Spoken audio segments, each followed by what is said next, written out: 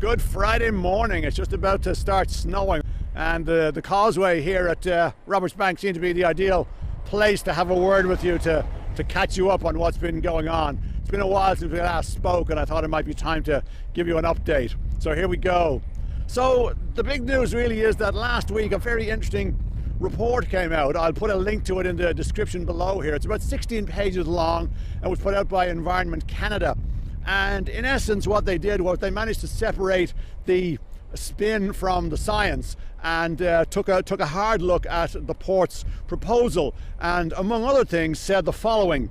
ECCC, that's what they're calling themselves now, maintains that there is insufficient science-based information to support the proponents, that's the port's, findings that the project would not adversely impact intertidal biofilm and consequently migratory shorebirds in general and the western sandpiper species in particular. So that's fantastic news for us, and it's brilliant news for the western sandpipers. We've been advocating on their behalf now for quite some time, and we're really concerned that the proposal, the building and the operation of Terminal 2 would spell the end for these guys. So to have a government agency come out and say, look, the science that the port is using, it does not stand up to scrutiny, that's absolutely huge.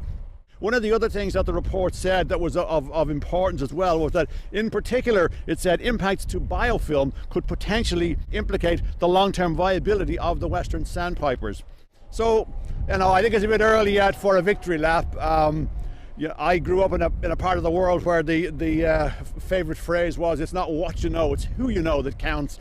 And we know that the port knows a lot of important people in Ottawa, so they will be working very hard, we know, to try and soften the blow here. But there was a great article in the Sun and the Province this week. Our friend Roger Emsley sent along the report to Larry Pynn, who did a fantastic job, did a lovely article, which again I will link in the description below for you to have a look at, in which he characterized this as a potential death blow for the project. As I said, it's a little early yet to be breaking out the champagne, but this is very good news, and we're obviously delighted that this turn of events has come about.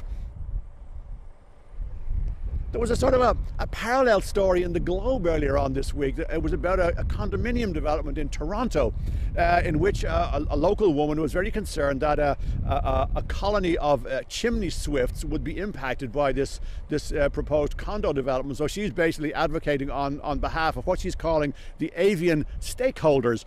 And it struck me that that's a great turn of phrase, and it applies absolutely to the western sandpipers here. They are stakeholders in this whole issue, and we need to be out there advocating on their behalf.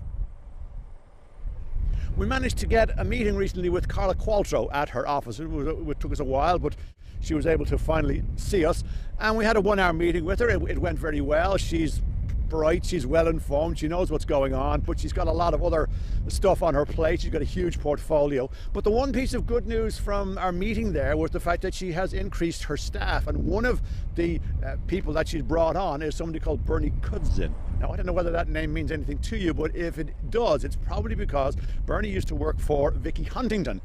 This is good news for us, and we will be able to keep in contact with Carla, I think, through Bernie, and hopefully be able to meet with our representative on a fairly regular basis and keep her informed. The other thing is that this is going to be a very important year. SIA, the panel who are looking into this whole proposal, are due to bring out their report this year at some point in time.